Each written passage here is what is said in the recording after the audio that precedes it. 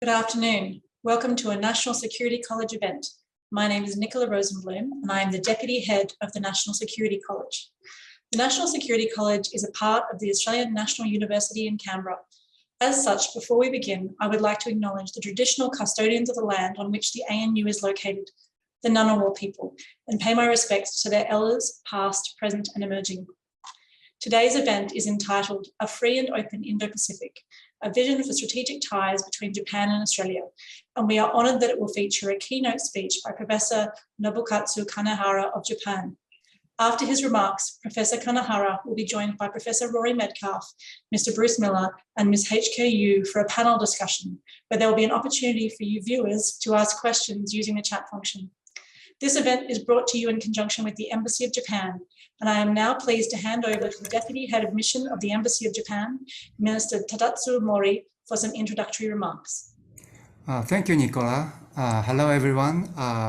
Before beginning my remarks, I do wish to offer our thanks on behalf of the Japanese Embassy to the National Security College for hosting this online seminar concerning the direction of the strategic relationship between Japan and Australia, as Ambassador Yamagami is in Perth this week. For the information of online viewers, we are very fortunate today to be addressed by Professor Kanehara, who has long been associated with Japan's diplomatic and international legal circles. He serves as Assistant Chief Cabinet Secretary to Prime Minister Abe from 2012 to 2019. He also served as the inaugural Deputy Secretary General of the National Security Secretariat within the Cabinet Secretariat of Japan. And so his national security credentials are absolutely impeccable. With the signing of the Reciprocal Access Agreement in January of this year, it would be no exaggeration to state that the Japan-Australia security relationship has entered a much broader and more dynamic stage. This in itself serves as a testament to the hard work done by generations of diplomatic and defense staff on both sides, including our panelists today, who have spared no effort in moving our strategic relationship forward. Since the designation in 2014 of this special strategic relationship by former Prime Minister Abe, Japan and Australia have embarked on a range of initiatives to build interoperability and familiarity with one another's security processes and policies. As democracies showing respect for the rule of law, human rights, and free and transparent trade, we are a natural fit to work together in defense of the regional order that has underpinned our collective prosperity and security. As events in Ukraine have so tragically demonstrated, that order has come under threat from states such as Russia and China, whose own opaque goals and dismissal of international law, coupled with the unilateral use of force, threatens the stability and continuity of our collective well-being.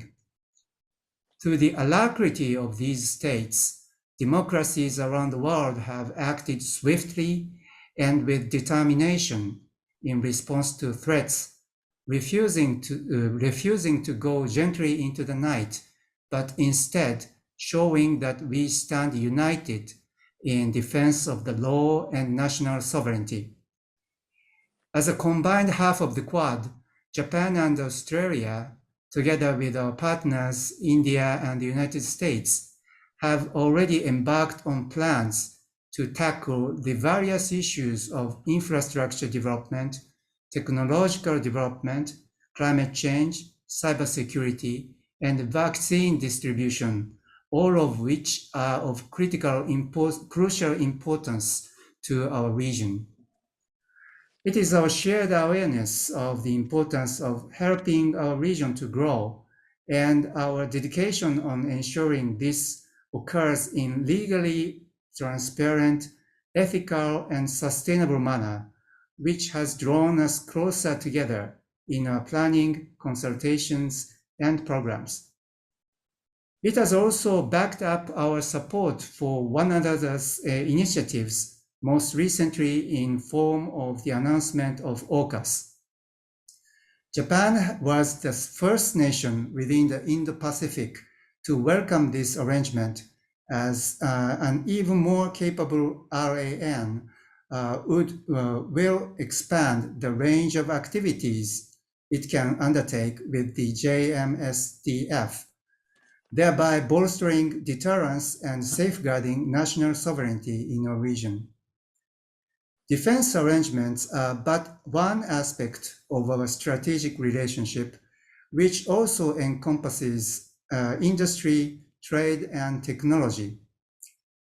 Our shared interest in developing green hydrogen, coupled with our desire to create alternative supply sources for rare earth, are areas worthy of further exploration. With Australia having already established its own space agency, there is also further room under our defense technologies sharing agreement for cooperation between the ASA and JAXA on satellites and space situational awareness. With all this in mind, I have high expectations that today's discussions will touch on these and many areas besides. I therefore wish the panelists and the National Security College all the very best for a stimulating and engaging seminar this afternoon. Thank you very much for attention. Thank you very much, Minister Mori, for those remarks. I'm now very pleased to hand over to Professor Kanehara. Thank you very much for having me. It's a great honor to be here. Let me start with the Ukraine. February 24th, Russia started to invade Ukraine. Some thought that it would end up with a new frozen conflict of Donbas region, and that had been under Russian influence since the war for annexation of Crimea in 2014. It was not the case. The Ukraine war turned into a full-scale invasion, driving millions of Ukrainian refugees to flee and inviting many brave, even ordinary Ukrainians to hold the guns and stand up. Kyiv and Kharkiv have not yet fallen as of today. President Putin made a fatal mistake. He might end up with a nightmare of stalemate or even lose the war. This is no longer the war of Russia, but of himself and his power in Kremlin. He unexpectedly galvanized the whole West against him. The Western judgment for his atrocities is a black and white matter. His invasion is a flamboyant violation of international law and the United Nations Charter. He inscribed his name together with Hitler and Saddam Hussein. NATO is still fearful of escalating Ukrainian war into a nuclear World War III and refrains itself from setting a non-fly zone that President Zelensky badly needs. President Putin hints that he might use tactical nuclear weapons. The Western intelligence officials have started to talk about Russian use of chemical and biological weapons. Time is running against President Putin. At least he will not hesitate to brutalize the war more, to break the determination of Ukrainians to fight back by attacking more Ukrainian civilians. The Western economic sanctions are effective, but not enough to stop the war immediately. In this moment, one thing is certain, the credibility of the West is at stake. The West cannot lose this war. The Chinese leader, Xi Jinping, must be embarrassed now. He accepted President Putin in Beijing just before the invasion and televised worldwide the message that the two revisionist powers were together. But now, Beijing seems not ready to share the crime and the shame of Russia in Ukraine. The Chinese leaders are carefully watching how united the West is against the Russian adventurism. Prime Minister of Japan, Fumio Kishida, is following faithfully the sanctions course set by the West. He knows well that it is not only European security, but the stability of the whole liberal international order itself is at stake. The spurring Western unity is encouraging. It is more so for Japan. Ukrainian war put directly a real question to many Japanese policymakers. If China invades Taiwan, could the whole West be united and resist against PLA like in this Ukrainian war? Taiwan contingency is different from Ukraine war. Ukraine always wanted to join NATO, but NATO did not grant the membership. The result was the war in 2010, in which Georgia, who wanted to join NATO as Ukraine, lost South Ossetia and Abkhazia. The West was angry for some moments, but forgot them. The conflict was buried in a graveyard of freedom called Russian frozen conflict. In 2014, when then pro-Russia Ukrainian President Yanukovych fled from Kiev after strong pro-Western demonstrations in Kiev, President Putin annexed Crimea by force and put Donbas region under his influence. Again, the West showed their anger, put sanctions upon Russia, and later went back to the business as usual, to a lesser degree with Russia. The message that President Putin drew from these experiences should be that the West is weak and in disarray, and the West does not have the guts to face Russia militarily. Putin was convinced that Mother Russia can retain its sphere of influence in the 19th century way by force outside the defense responsibility of NATO. Taiwan is different. The island had been under the sphere of influence of the United States for more than 75 years. Before that, the island was Japanese island for half a century. Japan is a direct player there. Japan-US Alliance Treaty has the similar Article 5 of Common Defense Obligations as NATO Treaty. In addition, it has another particular important article on the regional security, Article 6. This article stipulates that US forces can use bases in Japan for the stability of the Far East. This article means that US forces should defend South Korea, Taiwan, and the Philippines using the US bases in Japan. The article was drafted reflecting the strategic situation in Asia around 1950s, the Korean War, and the consecutive Taiwan Strait crisis. Sino-US and Sino-Japan's rapprochement in 1970s erased the fear of Taiwan contingency for some moment, but Japan or the United States never accepted Chinese assertion that Beijing can forcibly annex Taiwan against Taiwanese free will. Chinese assertion of history that Taiwan has always been a part of China is a fake news, as is Putin's assertion that Ukraine has been a core of Mother Russia. Taiwan was a Dutch island like Indonesia. It became a territory of China only in the late 17th century. Taiwan was annexed by Japan in 1895 after Sino-Japanese War and quickly Japanized and industrialized. After the defeat of Imperial Japan in 1945, Jiang Jiechi fled from the continent to the islands. Since then, Taiwan has always been in the sphere of influence of the United States. The island has 23 million population, maybe half of Ukraine. The surface is as big as Kyushu Island of Japan. They achieved a spectacular economic growth in 1980s. Taiwan got fully democratized by the leader Li Denghui in 1990s. The Taiwanese today have a robust identity, clearly distinct from communist China as a free nation. China once tried to absorb Taiwan economically at the turn of the century, and then leader Ma Ying-jeou tilted toward the continent.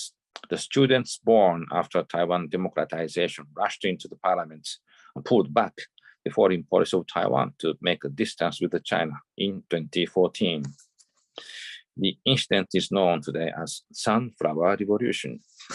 Taiwan is now the symbol of freedom in Asia, as the West Berlin was in 1950s in Europe.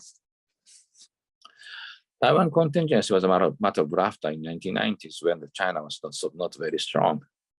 When the leader, Li Denghui of Taiwan, democratized Taiwan, China feared the new identity would be born in Taiwan. So PLA shot many missiles in the vicinity of the islands to scare off Taiwanese. 2 US Navy aircraft carriers rushed through the Western Pacific.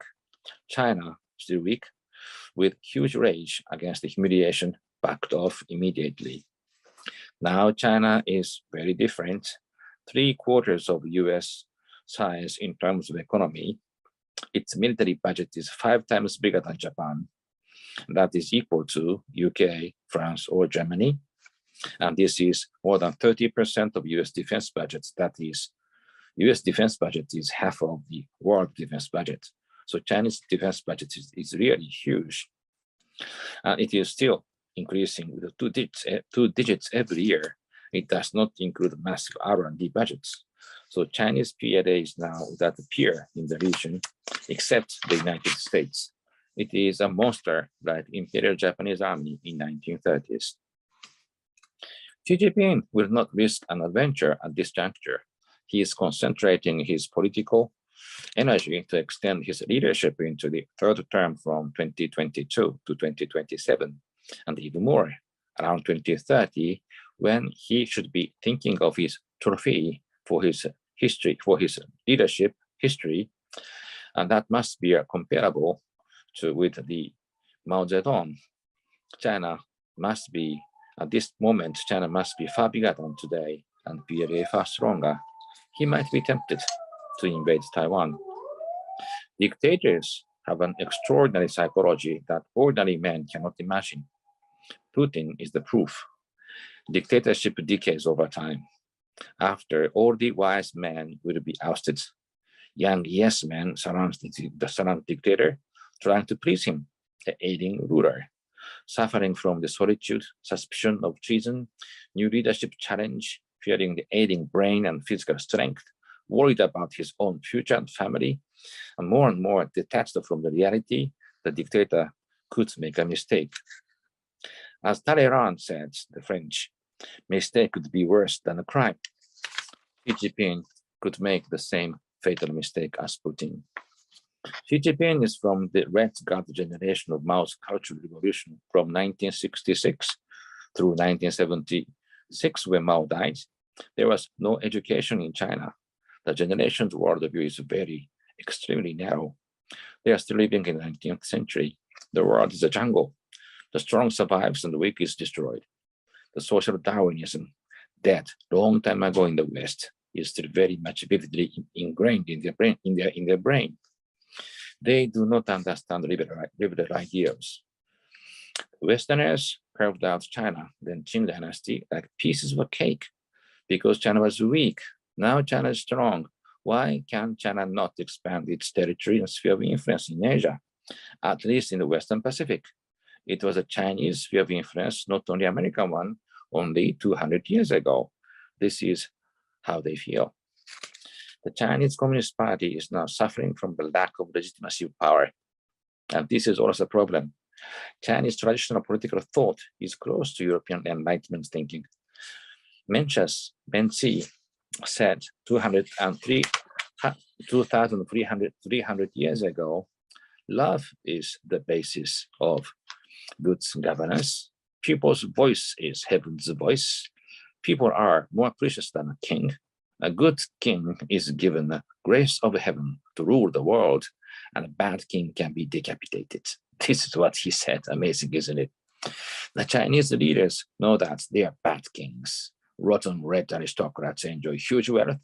Social gap widens. The whole society is aging rapidly. Ethnic minorities are oppressed.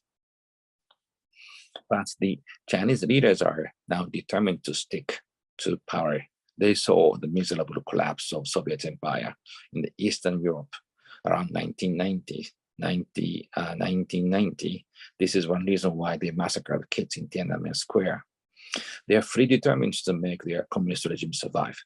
This is the only existential purpose of CCP today. They started to rewrite history.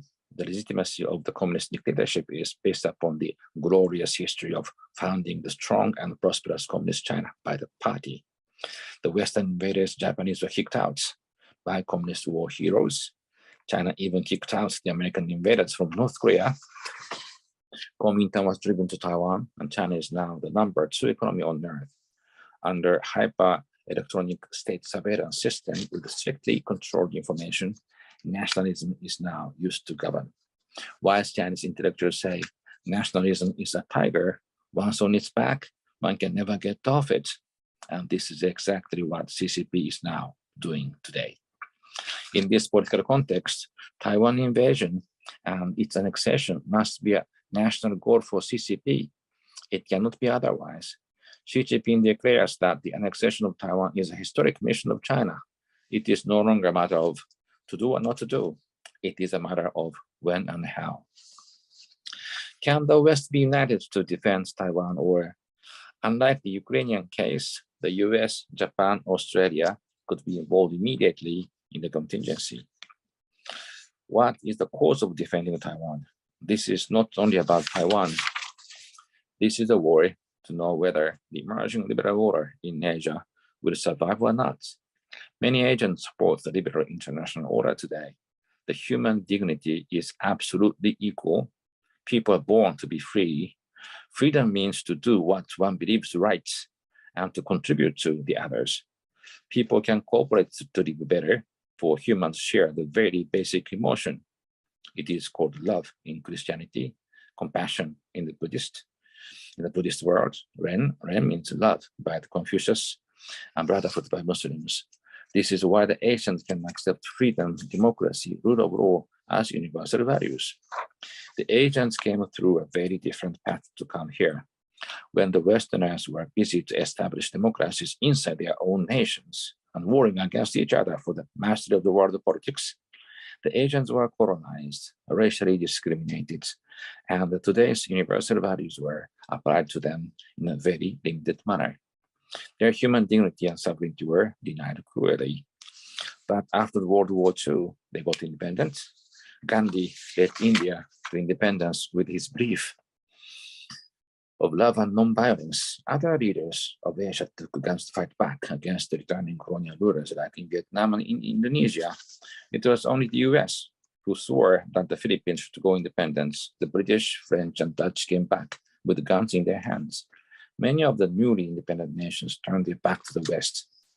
They chose dictatorship, say communist, populist, or even military junta, to achieve a quick development and to be strong and prosperous. But after half a century's experiment of dictatorship in 1980s, they started to join the club of democracy one by one. The Philippines were the first new democracy in Asia in 1986. South Korea followed in 1987.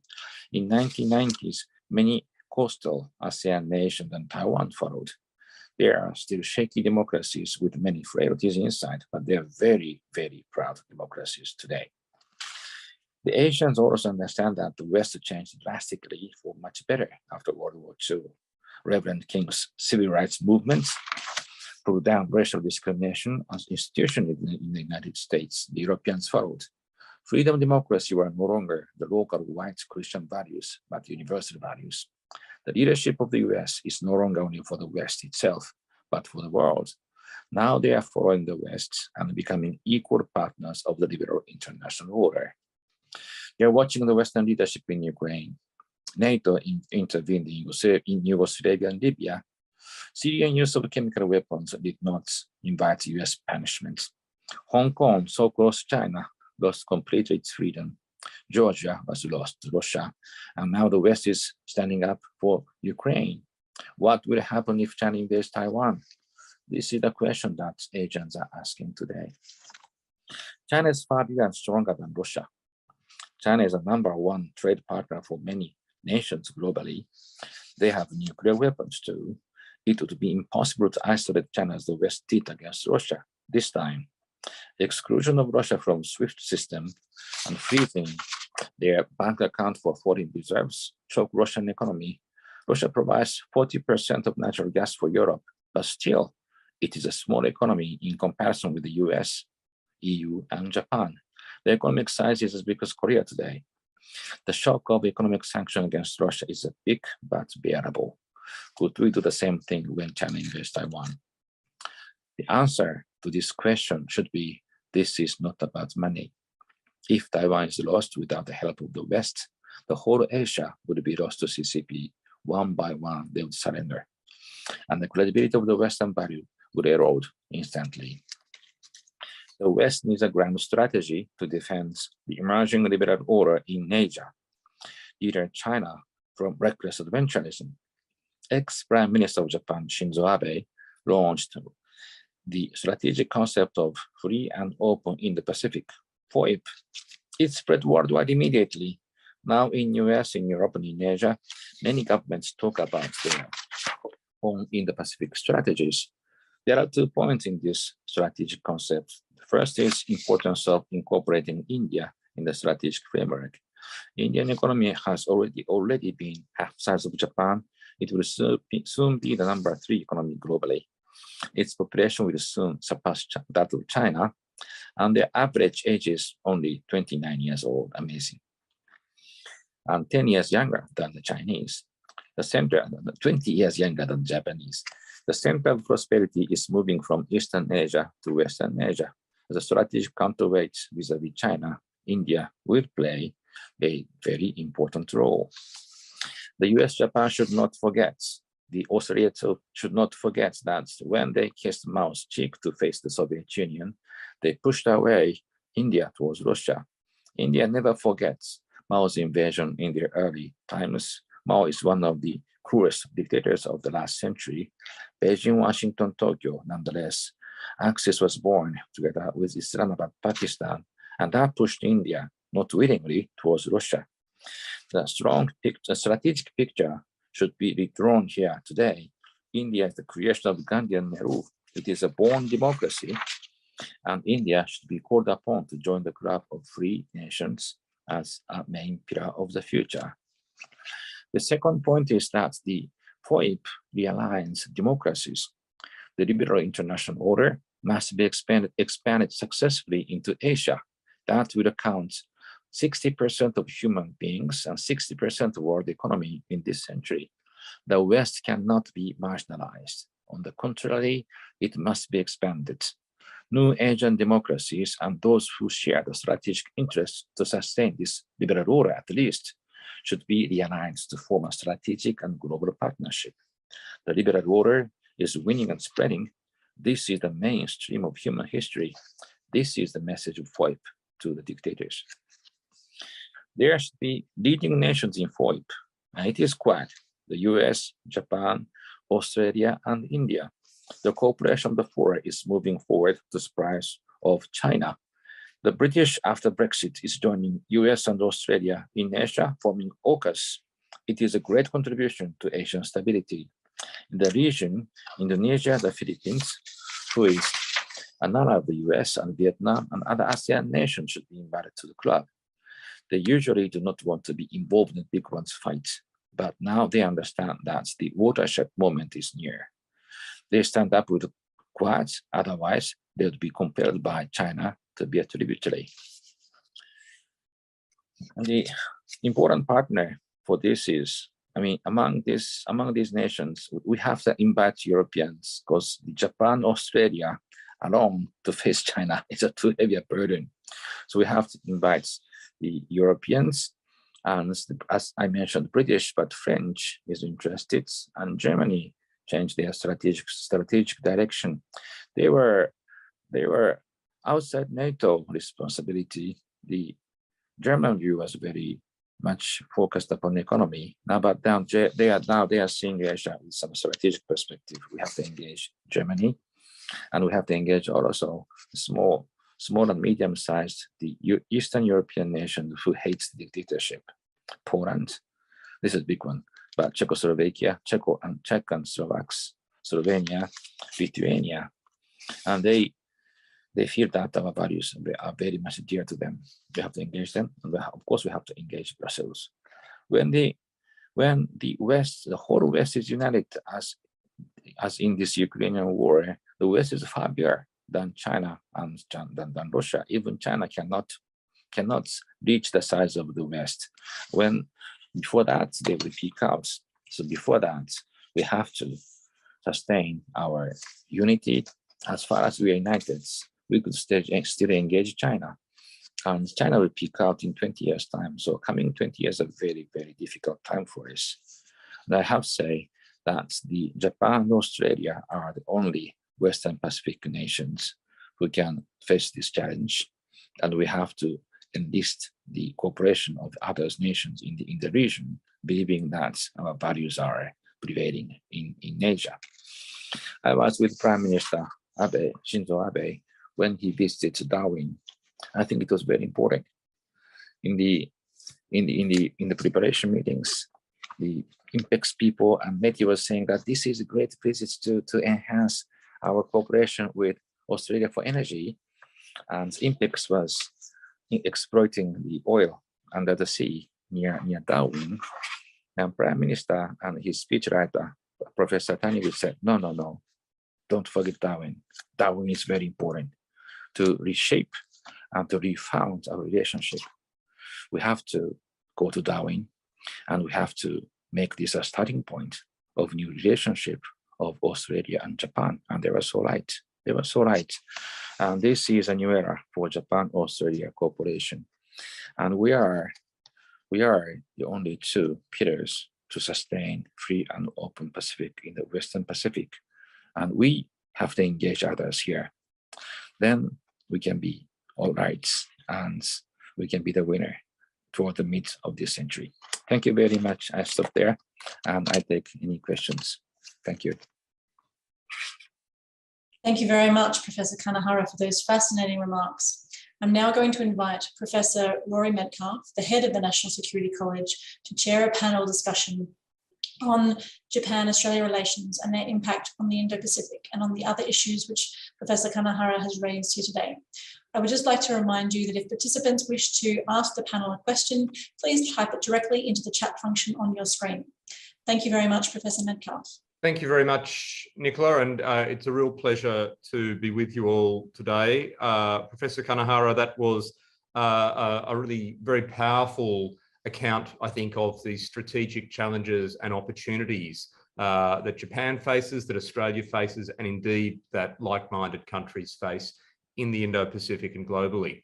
What I would like to do in a moment is to invite our two distinguished panelists to join a conversation with you, and I would like perhaps the four of us to explore your speech, explore some of those themes, perhaps ask you some challenging questions, but offer our own perspectives. But also I want to remind members of our virtual audience, feel free to provide your own questions in the chat function or to my colleagues at the college, and I will try to project some of your questions to Professor Kanehara as the conversation goes along. We've got a little under an hour ahead of us, so let's get into it.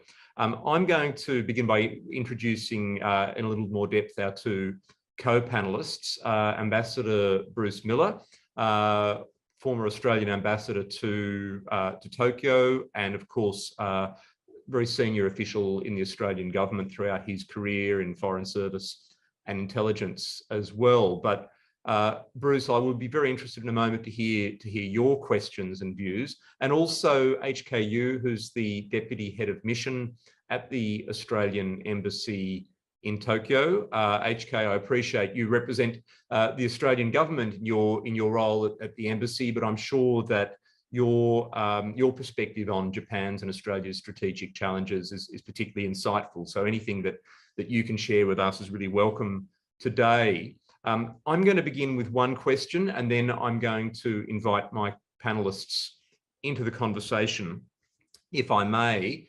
So Kanehara-san, my question is to you to begin with. And you gave a very powerful account of the history of democracy in Asia, in the Indo-Pacific. And it's quite persuasive at one level to say that there seems to be this trend towards democratization and liberal values. And you interestingly referred not only to the independence movements, the anti-colonial movements, you mentioned Gandhi in India, for example, but you even reached back into ancient cultures in this region, including Chinese cultures, and talked about, I guess, what sounded to me like democratic principles or impulses as well. So I'm interested to hear your view on what's gone wrong. Why don't we have, if you like, this flowering of democracy right across Asia, right across the Indo-Pacific,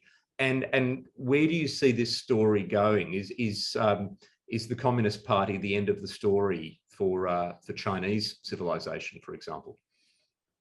Well, thank you very much. The Asian civilization is like this. Each nation has its own indigenous civilization. Japanese, right? Indonesian, right? And the Indian civilization covers the Southeast Asia and India, right? It continues somehow to Afghanistan, Central Asia, with Persia. Chinese one comes down from Japan, Korea, and the Vietnam is the southernmost. So the Chinese, Indian, and then Europeans, and then American. This is a sort of a millefeuille cake.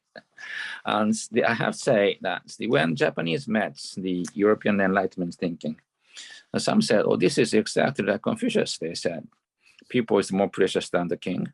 King must be benevolent, and they have to take care of the people. Otherwise, the king can be ousted. And this is exactly Jean-Jacques Rousseau. But Japanese thought, no, we don't have parliament. We don't have independent judiciary. So they rushed to Europe and they imported everything from the the parliament and the constitution. They did it in a very hasty way, and it took root somehow. And many nations just followed us. And China tried to, under Qing dynasty, they tried to open parliaments. It is an advisory body, not a real parliament, but they tried to do that, and they almost wrote a constitution as we did, but they failed. And at the turn of the new century, 20th century, it's not a very good century. The totalitarianism started to spread. This was communism, Nazi, fascists. In Japan's case, it's the politicized the military. They wanted to change the world, change the country in one stroke, a big revolution. And the key issue was social gap, the wealth gap. There was no pension, there was no Medicare, there was no social welfare. So they wanted to do that, but we did it. The Western nation did that through parliament. But some went to dictatorship. The worst case was communism. It spread very, very rapidly. When China, the Qing dynasty fell, it's 50 years after Japan's Meiji Restoration. And when they opened up their door to the West was totalitarian time. And they imported, say, half Nazism and half communism, and they had to recreate the world. They created their own nation very rapidly. This was a big mistake. And big mistake was Japan's invasion, because it invited communists to take the power. Communism is very different from Enlightenment, very different from Chinese original thinking. It's a very heresy thinking in Russia. They didn't know liberalism at all. They opened the parliament only in 1906. Constitution was written under Nikolai II in 1906. It's 16 years later than Japan. And soon after that, they moved to communism. So they didn't understand what the freedom is. Our system is based upon not only institutions. Our system is based upon a more deeper political philosophy. Everybody is equal, because everybody sees something important through his conscious insight, right? And this is, Tolstoy said it's God, and he said it's love. But the many nations share the same thing. Chinese say Ren, we say Jing, that's love. And the Buddhist teaches compassion. And if you're against the teaching of Buddha, the king must be destroyed. That's in the Buddhist sutra. So we do share the philosophy, but we did not have the institutions, Western ones, in the industrial age. So Japan was one of the success story after big mistakes. What we did, the big mistake I put in today, big mistake, but the world is now changed. And with these liberal institutions, we are far better. We should keep that, because this is based upon the very basic Asian political thinking of several thousand years. Institutions are necessary because the industrial age is very fast-moving society. We need it, but we can implant European institutions in Asian political civilization. This is what we can do, and we proved it. And we think that we should do it. Japan's big mistake was, it's a sort of social Darwinism. This is very much against Asian thinking. It's a beast world, right? The strong one can eat up the weak. And I have to say, still, the Chinese are somehow there. We abandoned that, but China is somehow there. I read the Gan Youwei. He's an intellectual of Qing Dynasty, the very famous one. He wrote a book, famous book, "The World is One." He said we should cooperate, but he was influenced by the social Darwinism. He said black people will disappear. He wrote in his book. Only yellow and white people will remain. So we have to make a new civilization, a new world, right?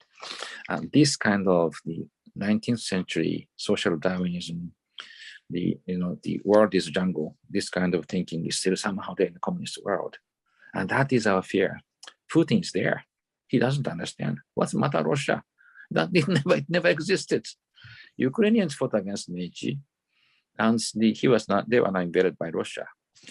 And Ukraine has some identity and sovereignty and freedom there. They want to join EU.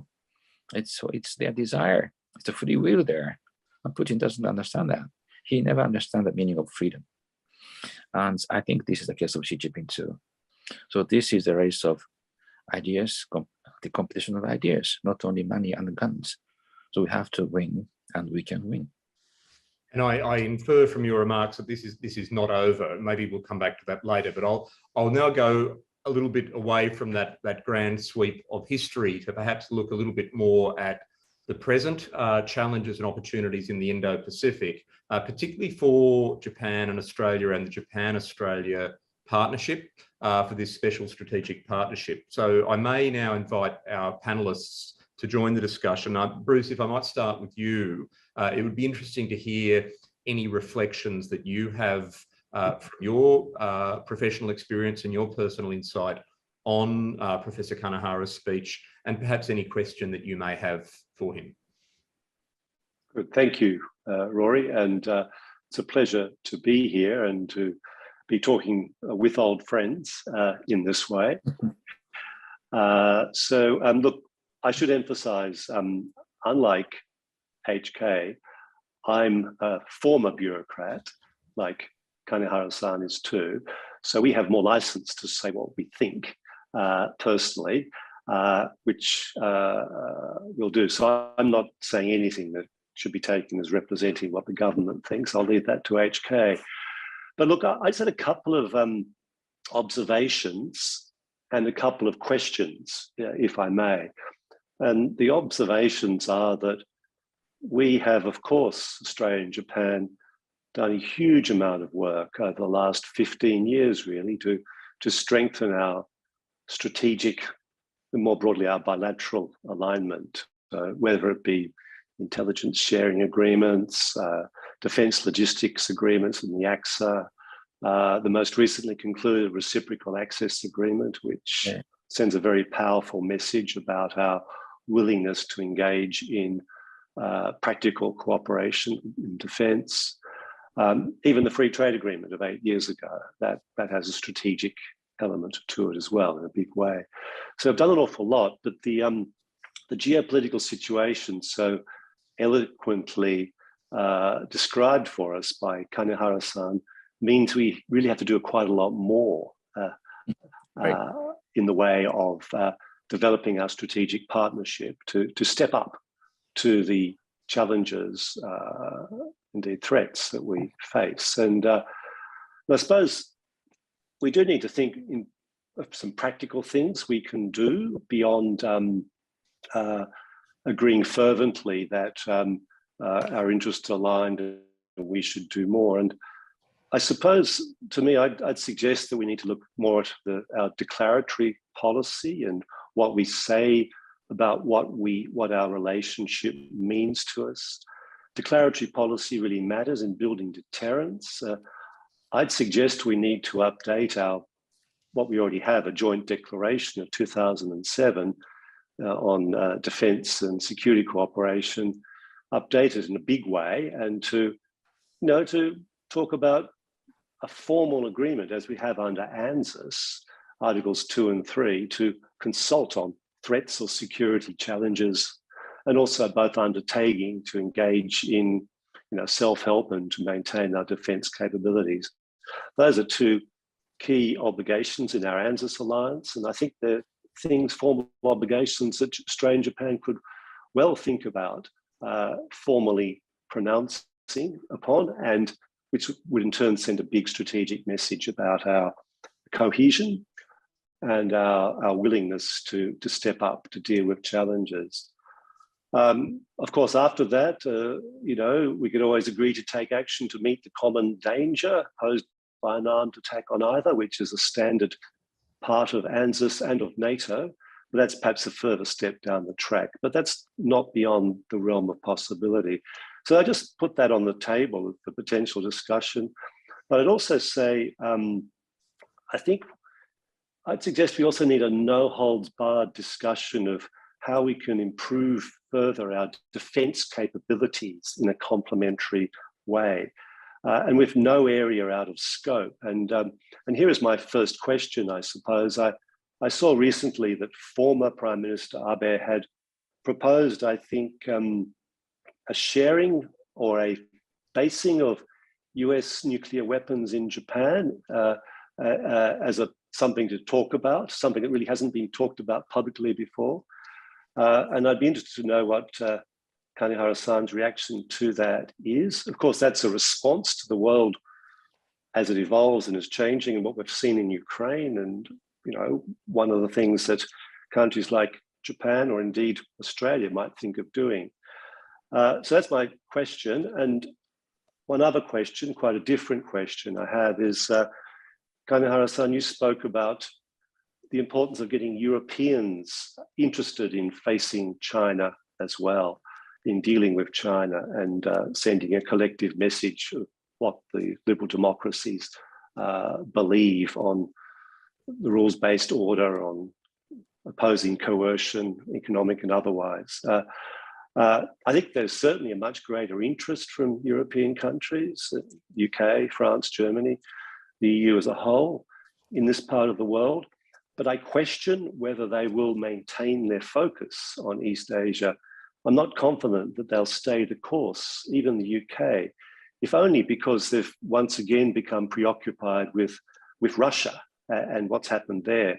The strategic focus could well shift back to their part of the world, understandably. So it's quite the diplomatic task, I think, we have ahead of us, countries like Japan, Australia, the US, to persuade Europeans to stay interested. So that's my second question. The first question about former Prime Minister Abe's comments about potential sharing, basing of US nukes. And secondly, about how realistic is it for us to expect the Europeans to remain consistently focused on the Indo-Pacific for the next few decades? Thank you, Bruce. Yeah. Professor, over to you. Thank you, Bruce. I can't. In general, I can't agree more. We should enhance our strategic communications to engage other agents. We should make our framework, the Quads, the robust, and inside Quads, Japan, Australia, US. This triangle must be a core. We have to do this in many levels. We have to enhance our cooperations. On nuclear thing, I was invited last year by Ivo Dardar of the Chicago Global Affairs Council, together with the Chuck Hagel, and Prime Minister Rudd, and the Minister Rifkins of the UK. They hosted a meeting with some intellectual, and I was invited there. And they were talking about many European things, the UK, French nuclear umbrella towards Germany. And these things were the hot topic there. And they shifted to Asia. So I said, the nuclear situation in Asia, what are your recommendations? We talked about the nuclear sharing there. Australia was not very happy there inside, but after that, well, this is important. This is important issue, I said to myself. And I wrote a book.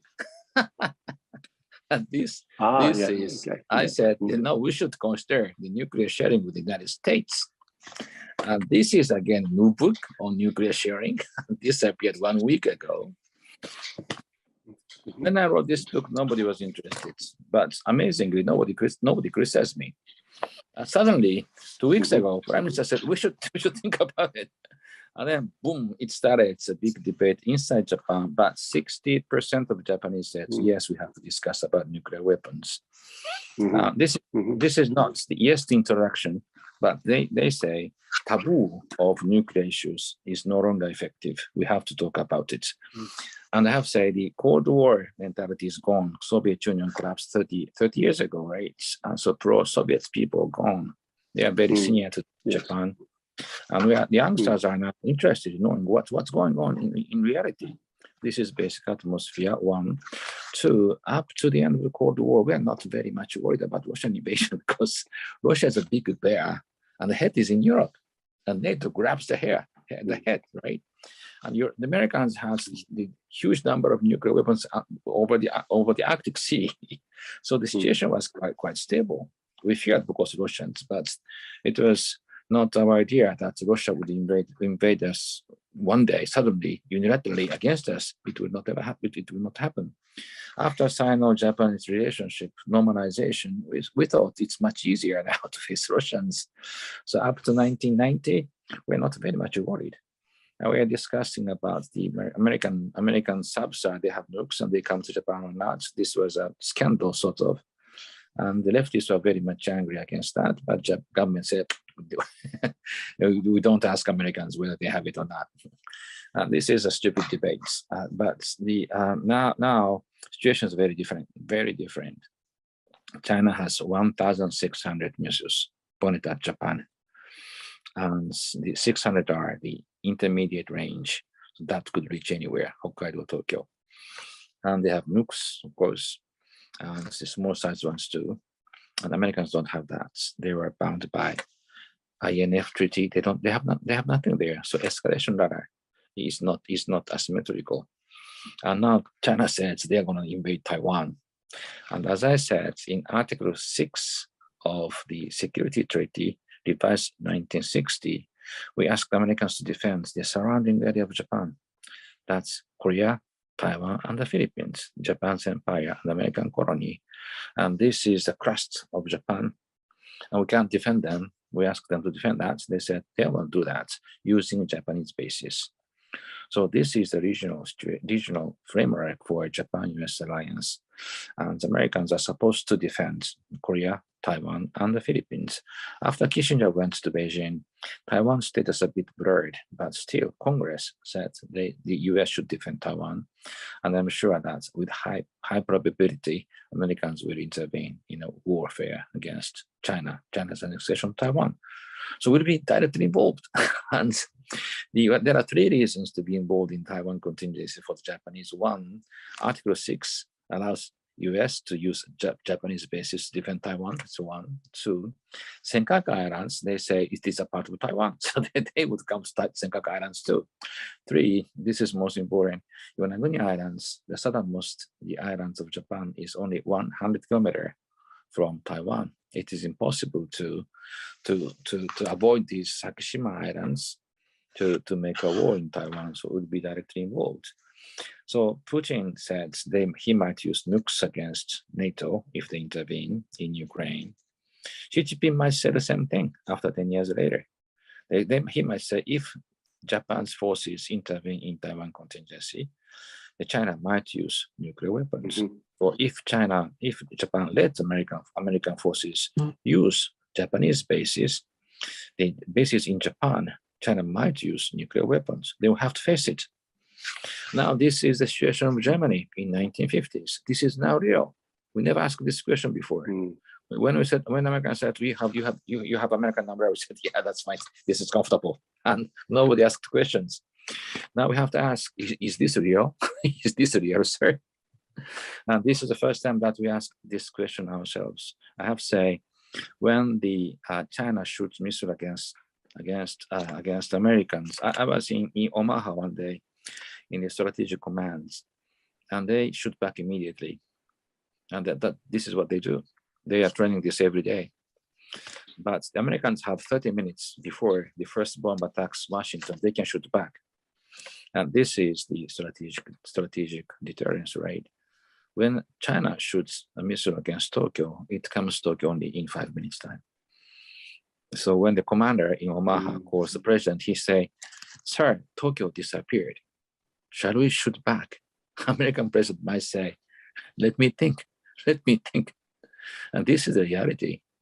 So how to make understand for certain Xi Jinping that the Americans will shoot back. So putting American nukes in Japan is the most persuasive way. It can be on soil, but as Dolphin submarines in Israel do that very well, they might be under the sea. If it is under the sea, this is a perfect deterrence against China. And we know that Americans don't like nuclear sharing at all. They don't want to do that. They adhere to non-proliferation, and they believe that the tactical nukes like Russian ones destabilize the nuclear deterrence, so they don't like it. But we have to ask, like Germans, is it perfect? Americans say we can win a war. Japanese say you should not start a war. If the war is started, Taiwan and Japan can be destroyed. We don't like a peace without Taiwan and Japan in Asia. We want a peace without a war. For that purpose, we have to make deterrence perfect. This is my argument. And now the Prime Minister Abe said that we should discuss that. And then the discussion started. I think it's very good because whatsoever North Korea does, the stupid things, shooting missiles, developing nuclear weapons, as far as we did not react, China, Russia were never serious to dissuade North Korea. Now we are sending the message that we can go in the same way. So this is natural thing to do. And I'm sure that the public opinion is for discussion, but it's not yet for introduction of nukes. And Americans are not easily engaged in this. Some Richard Lawrence or the Ashton Carter, 1990s, and Bill Perry, they wrote about these things, but they're just a fear that Japan's going nuclear. And as far as we are not serious about nuclear things, Americans can never be serious. So serious discussion must go on now. That's my message. I'm going to interrupt at this point. It's an incredibly confronting topic, and I think it's a very important topic that we should come back to throughout the conversation. The nuclear question in the Indo-Pacific, and I think this fascinating question of American basing in the region.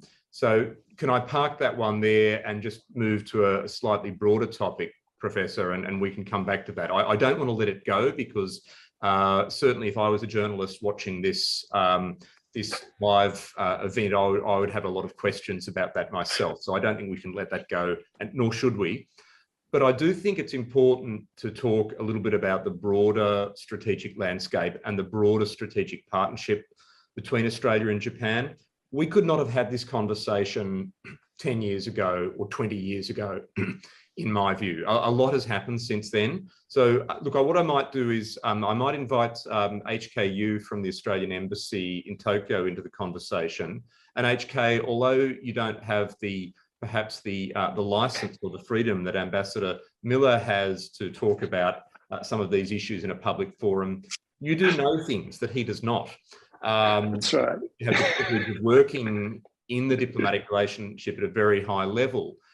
So I just wonder if you have any observations about how the strategic partnership with Japan has evolved from an Australian interests perspective, and perhaps if you have a question that you would like to put to Professor Kanehara.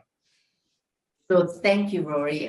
Thank you, Professor, for your excellent remarks. Lucky for me, because Australia-Japan relationship is so strong, there's actually a lot of things I can say publicly, and while still towing the government line.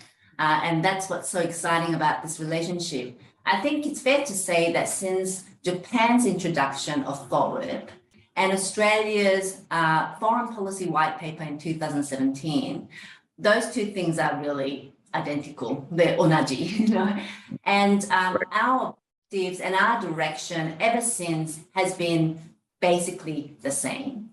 And to that extent, the relationship that Rory talks about, it is so deep and so wide that it is not only just being discussed at the highest level a strategic conversation. And just on that, by the way, Bruce mentioned, wouldn't it be great to have an updated joint declaration on security cooperation? It so happens our leaders have already agreed they would do that when they signed the RAA. So watch that space. But not only is it happening at that level, it's happening at all levels of government. So no matter what the issue, there is deep cooperation and consultation happening both ways. And often, you know, pre-announcement, so that it's a real genuine consultation. And to that extent, I wanted to, you know, even highlight Ukraine. What's happening there, it's amazing how well Australia and Japan are working, consulting each other, right down to sanctions, bans, you know, how will it affect each other? What would actually have the biggest impact to change the calculation by Russia? So it goes right down to that kind of level. But of course, all of this is important because of our focus on Indo-Pacific. And in that space, what we have seen is a much deeper cooperation in the Pacific Island country region, where there is real things happening. And in Southeast Asia region, that is where Japan had really encouraged Australia to be more engaged. And we are trying to step up to that. So therefore, we're working out how we can complement each other in those areas for a positive agenda, for an inclusive agenda. And to this extent, I wanted to bring in one idea that now we live in a world where it's not national security, economic relationships. It's all in one. And as we know, growth and economic security have become much more important issues that are actually quite strategic in nature. So to this extent, Australia and Japan have another amazing pillar of cooperation that can change the calculation in our region, and that is to do with decarbonisation and clean energy. Minister Mori touched on it in his introduction about green hydrogen. There is enormous effort made by the Japanese government and corporates to really go for those investments that will help us decarbonise. Australia is actually providing that platform. Australia has huge potential for clean energy production. In partnership, I really believe this is another important strategic tool that's available to both of us, so that not only are we talking about security issues in our region, but actually giving them practical tools, real solutions to help them achieve growth in a clean way.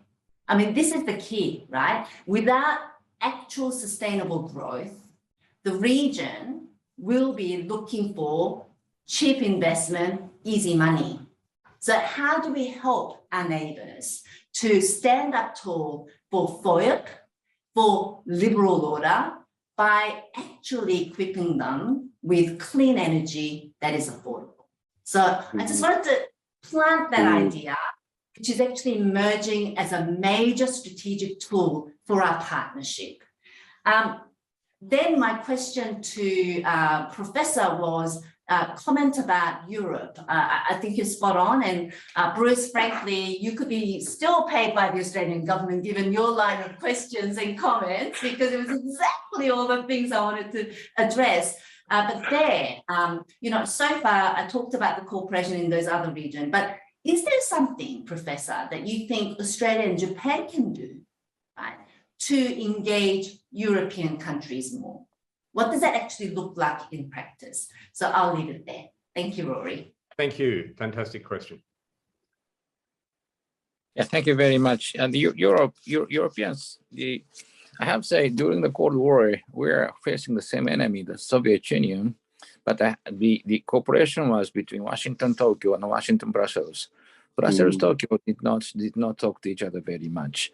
After Prime Minister Abe opens the Japanese delegation to NATO in his second term, but we are exchanging the female officers for gender equality, these things in the army. And the cyber is a new dimension, because in cyberspace, there's no distance, there's no time. It's one very small space where everybody is connected. And in cyber, Japan is not very strong. Australia is far stronger than us. We can cooperate on cyber. And Russia is a big headache for everybody now. And we thought we are in competition with China for great power competition for coming decades. We are preparing for that. Japanese defense budget is now finally slowly increasing. And the SDF is now made more effective. But when Russia started the war, everybody's focus is upon Russia, upon Putin now. But I have to say that the war will not last long. Putin made a big mistake. He was cheated by FSB, that the Eastern Ukraine can be taken very easily. They will welcome the Russian soldiers. It was not the case. They are fighting back against Russians. And he has to finish this war because the West is now squeezing them by economic sanctions. Economic sanctions cannot stop the war, but it can weaken the nation over time. So this time is not on Putin, time is on us. But as far as the Ukrainians are fighting effectively against Russians, we can help Ukrainians. And this will be, sometimes this will be over. Putin knows that he is superior in the military, in the domain of military. He will have some battle, some tactical victory there. That's the reason why he is hinting using nukes and the chemical weapons. But there must be some ceasefire. Russian army is 900,000 and Ukrainians 200,000, but their true army ground force is only 360,000. And they cannot move all from Far East and from Chechnya. So this is quite a good match. And Javelin and Stinger and the British missiles against tanks, they're effective. And the Ukrainians are Cossack people. They know how to fight. And when there some stalemate is realized, Russia will negotiate some ceasefire with them. And Donbas region will be taken by Russia illegally, like Crimea and Mariupol there, the coastal part of Azov Sea can be taken by Russia. But Russia will withdraw. And Putin has elections 2024. He can postpone it. He's a dictator. But his power base is very badly damaged here. And we know that Russians are half Asian, half European. Sometimes pro-European leader comes up, like Khrushchev, like Gorbachev, like Yeltsin. The others are Slavic nationalists, very narrow leaders. But sometimes they have the pro-Western leader. Russia can be weakened. They're going to lose the power status in Europe. They have to rehabilitate from there. And for that purpose, a new leader might come up. Then we can engage Russians. Russia, in terms of economy, they are now quarter of us in terms of the economic size, maybe twice as big as Australia. They are exactly the size of Korea today. And that means they are now 1/12 of China today. And in 10 years' time, they can be less than 5% of China. They can never be tributary of China. They don't accept that. They were under Mongolian Empire. They are tributary to Mongolian Empire for 250 years. They cannot accept that any longer. So the Russia might change their course. And Russian youngsters, they don't share Putin's dream. Senior people do share Putin's dream, Mother Russia, Great Empire, Tsar, and in the Russian world. But the youngsters, they dream of studying Oxford, Cambridge, and going to the United States. And Russia might change. And then we might engage Russians in 10 years, 15 years' time. China is bigger and bigger and bigger, and they don't change. The ruler could be the same as Xi Jinping. Then we could have some chance to engage Europeans and released from Russian pressure. So we have to continue that. For that purpose, we should talk about same values. We should talk about the green technology, the global problems, and we have to engage them. And this is very important because the FOIP Quads is not enough to face Chinese. They are far bigger than us. Americans are sometimes, today is okay, but under President Trump, it was very much divided. And we need Europeans, but with Europeans, Americans, Japanese, Australians, possibly with Indians, were far bigger, far bigger than China.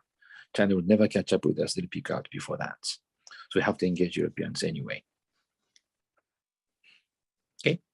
Thank you. There's so much there, and we could take that further. I'm conscious there are some very good questions from members of the audience that I would like to go to.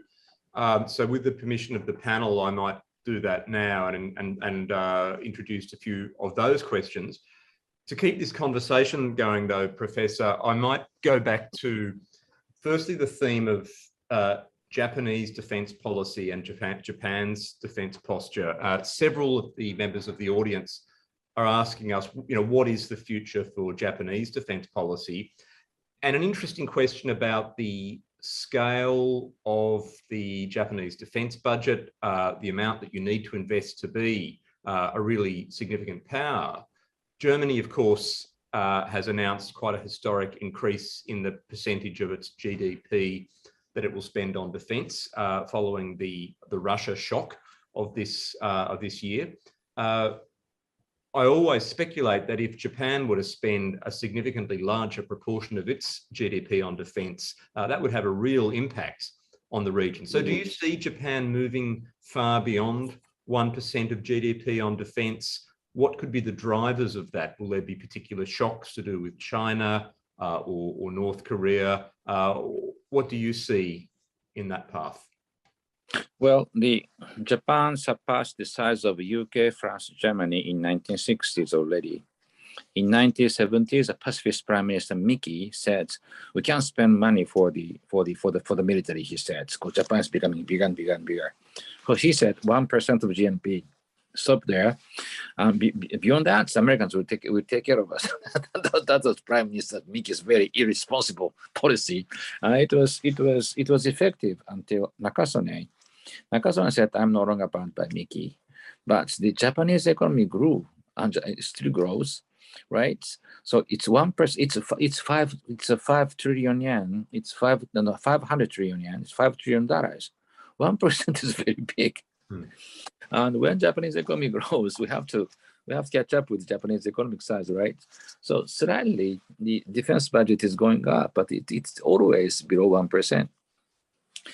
And the Democrats cut off the defense budget when Prime Minister took back the office in 2012.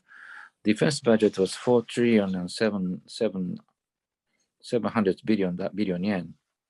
And Abe-san pushed that up to, after 8 years with supplementary budgets, it was 5 trillion 560 billion yen. So he just increased budget. He was always complaining because I increased budgets military, but the economy grows, so it can never go beyond 1%. And Kishida-san, but we knew that China was our size 10 years ago. Amazing, isn't it? They are now 3 times bigger than us. And they started to bully us 2012 when Abe-san took power. They started to send Coast Guard vessels in Senkaku Islands. We saw that in Vietnam, in the Philippines, and in Indonesia. We never dreamed that they would bully us, but China started that. And that's a wake-up call for us. Now, China is far bigger than us, and the Americans are, of course, far bigger than China still, the military budget, but we can no longer depend upon the United States like a baby. We have to do something there. Kishida-san just passed through the supplementary defense budget of 600 billion yen. It's a big one. In combination with the regular budget, with his Kishida supplementary budget, for the first time, our defense budget reached 6 trillion yen, $6 trillion. And we have to continue that. We should continue this because there are so many things left behind. So our cyber is very weak. Drones are very weak. Our science technology is very much miserable. Our defense ministry has only 200 billion yen for R&D. Amazing. It's a sesame. It's a sesame. It's 1/4 of Korean defense, military defense R&D budget. And we have to change a lot of things, and it requires a huge amount of money. And the finance ministry is saying, no, we have pension, and we have Medicare, and we have no more money, they said. But with pandemic, they just threw out $10 trillion. $10 trillion. Yeah. You have money. You still have money. So now everybody is saying that the military budget must be increased. I think this trend will continue. This trend will continue. Not as drastic as Germany, but this trend must continue. Otherwise, we can't defend ourselves. But you see steady continuity, I think, rather than a sudden burst. You make a case that there is growth. I would go to some of the other questions that we have. A lot of the questions I'm receiving from the audience are about relationships with third or fourth countries. So we have the Australia-Japan relationship. We have that I think really quite far-seeing and maybe somewhat provocative idea of making it a more formal treaty relationship. We have the Quad, we have the alliance between Japan and the United States, we have India, and of course we have perhaps relations with European powers as well. A question to you, Professor, goes to how do we work more closely with these other countries? For example, with India, whether it's in the Quad or whether it's bilaterally, there are questions, of course, about India's position with regard to Russia and Ukraine and whether that makes things more difficult for the Quad, whether that makes things more difficult for our efforts to work with India as a democracy, a democratic partner in the Indo-Pacific. There's also the question of how strategic can Europe's ambitions be as a partner in the Indo-Pacific? And finally, there's the question of other partners. For example, with the change of leadership in South Korea, an interesting question about how much more closely we can work with the Koreans as a democratic partner in the Indo-Pacific. So I'm going to give you those, India, Korea, and others. What can you say about the opportunities and the challenges ahead?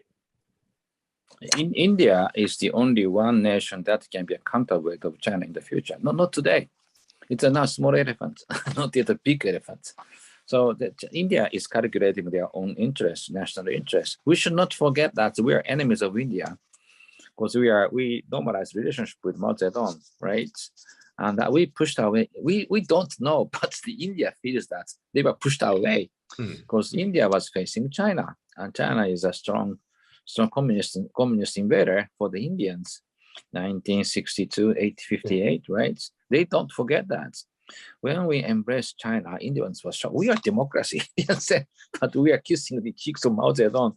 And so Indians must have gone to Russia to buy advanced weapons.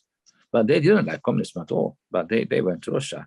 They see us the Axis nations, Washington, Tokyo, Seoul, Beijing, Islamabad, and Riyadh. That's how they saw. Now we have to engage them. And they are coming towards us slowly because they are bound by non-alignment principle. But the Vajpayee party and Modi are coming towards us. We have to encourage this. With the Ambassador Blackwell in Delhi, and he started to open up the nuclear energy talks with India, and we followed. And they developed nuclear weapons, but we believe that they are staunch non-proliferator, and we should engage them. Now, this is the breaking point. And since then, we are trying to pull the Indian hands. And of course, they don't jump to our side immediately. They calculate always. They have a relationship with Russia, but they want to come towards us. Russia is very angry to see this FOIP idea because they see, for Russians, India is much more beloved sister than China. But now we are ripping off India, and they have to bow to Chinese. Russia is very angry, but we have to do that. And India is coming towards us, and this is a strategic shift we have to encourage. But we cannot forget that India is still a medium-sized nation. It's not comparison with, say, US and Europe and Japan. They are coming towards us by adjusting their interests one by one. So we have to be a bit patient for India, but we have to engage them. This is the only hope for us as a big future superpower and their democracy. Korea. Korea is now when we wrote under other administration, when we wrote for the first time national security strategy, I was saying among the allies friends, put Australia as number one nation. But I was defeated, said the Korean school, they put Korea the number one partner. You would regret that I said. and we have a very difficult time with the Moon Jae-in. I have said, but Korea is now, their economy is as big as Russia. So 10th or 9th, 10th, 11th, as big as Canada today. And their army is heavily ground force oriented, but it's now 600,000 army. It's almost half size of the US Army. And they don't have nuclear allergy like us. They wish to have nuclear weapons. And they would introduce American nuclear weapons. And they are now expanding the military budget very rapidly. It's interesting, the Korean leftists, they hate, say, American imperialism still. It's very ideological. But because they hate American imperialism, they expand massively the military budgets. They want to be independent. Amazing, isn't it? This year or next year, South Korea might surpass us in the size of military budget. Amazing, isn't it? Their economy is 1/4 of ours, but the military budget is not huge. And they spare money for R&D, not like us. Now they are the second biggest arms exporter in Asia. And they started this 10 years ago. They are very successful. And they're expanding their Navy today. And our Navy is nervous because North Korea has no Navy. Against whom are you preparing this Navy? And South Koreans don't answer. But now I have to say that Korea is a power. From the American perspective, it was only Japan before, and they use Japanese bases to defend Korea, Taiwan, and the Philippines. That's the American perspective. And Japan started to engage forces one by one in Korea, 1990s, of which said we have to have Americans in non-combat operations in Korean contingency, right? And now we see Taiwan contingency. Abe-san changed the law. Now we can engage forces in combat operations near Japan. We can do this. But we never expected that the surrounding nations would help us or fight with us. And now Korea has absolutely no intention to do so, but they have capabilities to do so. It's a power now. For from American perspective, Japan and Korea is two sisters, and the almost same size, same capabilities. It's a big nation. If Korea joins strategic picture of ours, the West, that changes hugely the picture. 600,000 military forces, the military budget as big as Japanese one, the huge Navy, maybe introducing American nuclear weapons. This can change the big picture. Unfortunately, Koreans are still framed in the Korean War mentality. The North Korea is their enemy and never dreamt of fighting against China. And don't involve me in Taiwan contingency. And that's still them.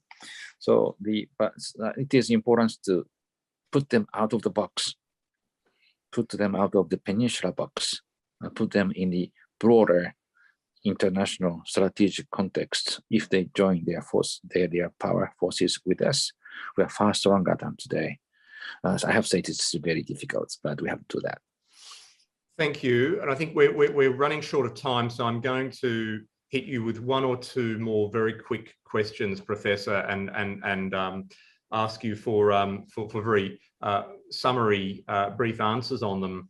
I want to clarify your thinking on the nuclear question, if I may, because I think that is very important and obviously a key message in your thinking.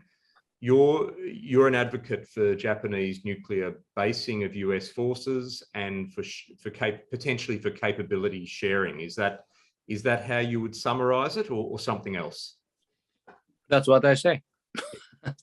I think now it's only me in Japan, but But when you say there's a shift in public opinion, that's towards having the debate. Having the debate is not supported. I saw the opinion poll yesterday. I don't know, Yomiuri Shimbun, 63% Japanese said they welcome the debates, not the weapons, but the debate. It was taboo for a long time. That's interesting. Yeah, I think that's a big shift. On India, you have a strong view about India as a partner, but it sounds to me that you think that India's position on Ukraine and Russia is not a deal breaker for the Quad. It's not a deal breaker for these partnerships. Having said that, I mean, do you think that India's reliance on Russia is a good idea? I mean, isn't it something we need to help India move away from? Now we are putting the Indian hands towards us, but we do have to understand that we're enemies of theirs. Yeah, because we embrace China now, and they have the principle of non-alignment too, and they can't move in this way. They can't move in this way. This is a democracy, and so numerous, the parties are there. It's not easy to run that government. So they come only. It's a baby elephants and very timid and very intellectual, and they know how to calculate their own interests, and they are doing this. And we have to encourage them to do so and to come towards us even slowly. And they are now half size of Japan, but in 10 years' time, they'll be bigger than us. In 20 years' time, they can be bigger than maybe China. So we have to invest in India today. And I have to say, the Westerners invested in Stalin to defeat Hitler and Tojo, right? And we invested in Mao to defeat Russians. Now we have to invest in India and their democracy. We invest in dictators to defeat the dictators, but now for the first time we're investing in democracy to defeat the dictators. I like the way you put that. It's putting that grand sweep of history into some very, very clear categories. My last question, Professor, and then I'm going to thank you and hand back to my colleague Nicola to conclude our proceedings. My last question for you is about China. And it's about how China is reading the present situation and perhaps how you anticipate China will behave. One of the big questions, and you raised Taiwan, I think, in your talk, the speech, you spoke very much about the lessons of the Ukraine conflict for the security of Taiwan and the security of the Indo-Pacific. What lessons do you think China is learning, or the current Chinese leadership, Xi Jinping, is learning from Putin's, in my view, catastrophic decision to invade Ukraine? What lessons is China learning? And are you anticipating any adjustment in China's strategy, diplomacy, behavior in the years ahead? Maybe 3 points. One is China was shocked to see Putin's full-scale invasion, so their first reaction is don't take me. I don't sync with Putin. I'm different. This is one. Two, nonetheless, China is in competition, in great power competition with the United States, so they can never accept junior status with the U.S. in the West. They don't do that. And three, they don't understand the freedom, democracy, these things. This is very akin to their original thinking of Chinese traditional thinking, but Marxism, Leninism is very much different from this, our ideals, and China just swallowed it. They forgot what the freedom was, what the democracy was. And to bring back China to this sort of our ideals, it takes decades, and China will stay still there. And their purpose of party is only the survival, not democratizing China. Can I say a word in the last? Please. For the Japanese your lecture, audience? Professor. Japanese audience. Okay. This is Professor Metcalf's book. Okay. This is about Australian strategy about Indo-Pacific. Japanese must read this. Okay. This is a great introduction of not only Australian, but whole the liberal nations in Asia must read this. Thank you very much. Thank you, Professor. I couldn't disagree, and I think it's important that we have a Japanese translation. On that note, I'm going to hand back to my colleague Nicola Rosenblum to conclude our proceedings. Thank you very much, Rory, and thank you so much to Professor Kanehara and to our panelists for the very interesting discussion and for sharing their views and experiences with us. I think we've all enjoyed the stimulating and sometimes provocative discussions that we've had today. Can I also just thank all of our participants? I hope you've enjoyed this National Security College event brought to you in collaboration with the Japanese Embassy in Australia. A recording of today's event will shortly be available from the ANU YouTube channel. Thank you again to everyone, and goodbye. Thank you.